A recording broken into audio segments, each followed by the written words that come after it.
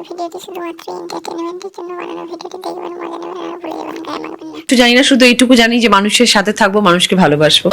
আমি আমার কাজ করব, আমি যতটা পারবো মানুষের কাছে পৌঁছানোর চেষ্টা করব, মানুষের কথা শোনার চেষ্টা করব। যে তুমি রাজনীতির ময়দানে এলে, এটা তো একদম তোমার কাছে নতুন জায়গা। একদম নতুন, কোনো অভিজ্ঞতা নেই, কিচ্ছু জানি না, শুধু এইটুকু জানি যে মানুষের সাথে থাকবো, মানুষকে ভালোবাসবো। কি বাঙালি ভালো তো। ওয়েলকাম টু মাই চ্যানেল বিচ্যুতি ছেলে। তো আজকের ভিডিওর টপিক হলো রাজনীতি।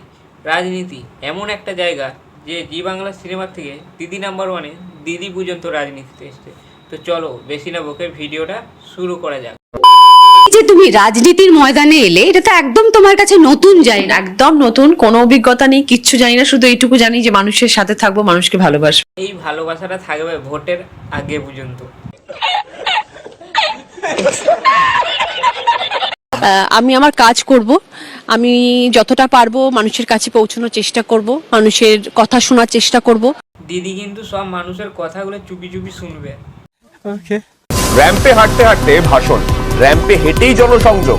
আজকে চোরেদের ফ্যাশন শো হচ্ছে ধর্মতলা।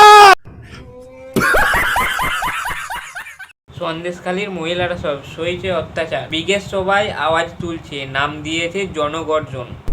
আমি বলবো জনগণের গর্জন, আপনারা বলবেন বাংলা বিরোধীদের বিসর্জন। আজকের সবার নাম জনগর্জন সভা। নাম দিয়েছে জনগর্জন। আর এইদিকে বিগের সবাই যা লোক এসেছে, আমার মনে হয় এর থেকে বেশি লোক আসে বাংলাদেশে হিরো আলমের শুটিং দেখতে।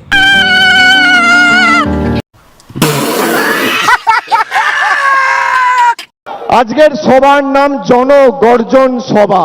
জনগর্জন, সত্যি কথা বলতে বাংলার একজনেরই গর্জন শুনতে বেশি ভালো লাগে, আর সেটা হচ্ছে হাম্বা হাম্বা রাম্বা রাম্বা কাম্বা কাম্বা। আমাদের অভিষেক বন্দ্যোপাধ্যায় বিগের সবাই বলছে যে চোর চুরি করে আগে জেলে যেত, আর এখন চোর চুরি করে নাকি বিজেপিতে যাচ্ছে। চোর চুরি করে জেলে যেত, এখন চোর চুরি করে বিজেপিতে যায়, মোদি কা গ্যারেন্টি। তার মানে উনি স্বীকার করলেন যে চোরগুলো ওনাদের দলই ছিল। ঠিক বলেছ। তাই সাধারণ মানুষের কাজ করার জন্য অভিনয় জগৎ ছেড়ে দিয়ে রাজনীতি নাম লেগেছে, শুধুমাত্র টিকিট পাওয়ার জন্য। ভীষণ খুশি, ভীষণ আনন্দিত, নতুন একটা জায়গায় আসছি। তাহলে কি সাধারণ মানুষ যারা তোমাকে ভোট দেবে, তারা তোমাকে সবসময় পাশে পাবে?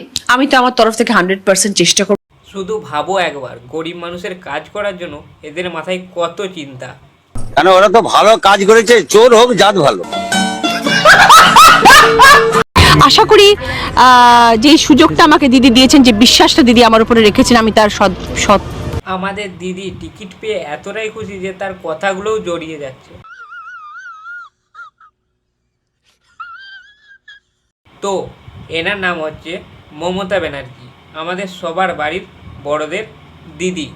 আর এনার নাম হচ্ছে রচনা ব্যানার্জি, আমাদের সবার বাড়ির বড়দের দিদিরও দিদি। কি বলে তো মহা মুশকিল। এটাই আমার কাছে পরম প্রাপ্তি, এটাই আমার ঠাকুরের আশীর্বাদ যে মানুষ আমাকে ভালোবাসেন। এই জন্যই দিদি আজ মাঝে দাঁড়িয়ে গেছে।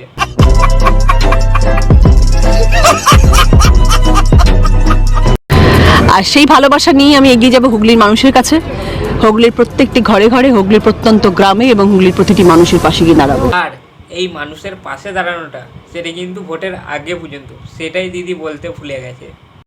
ये बड़ी अच्छी बात कही आप।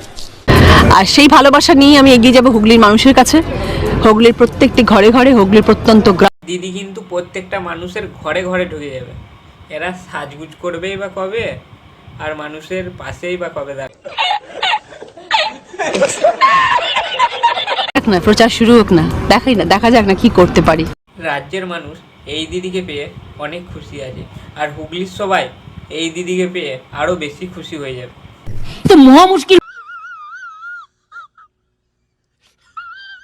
আশা করি যে সুযোগটা আমাকে দিদি দিয়েছেন, যে বিশ্বাসটা দিদি আমার উপরে রেখেছেন, আমি তার সৎ। তো গাইস, আজকের ভিডিওটা এতটাই। ভিডিওটা সম্পূর্ণ এন্টারটেনমেন্টের জন্য বানানো। তো ভিডিওটা তোমাদের কেমন লাগলো কমেন্টে জানিও, আর ভিডিওটা ভালো লাগলে লাইক শেয়ার করে দেও, আর চ্যানেলটা সাবস্ক্রাইব না করে থাকলে সাবস্ক্রাইবটা করে দাও। তো চলো দেখা হচ্ছে নেক্সট ভিডিওয়ে, আজকের জন্য টাটা।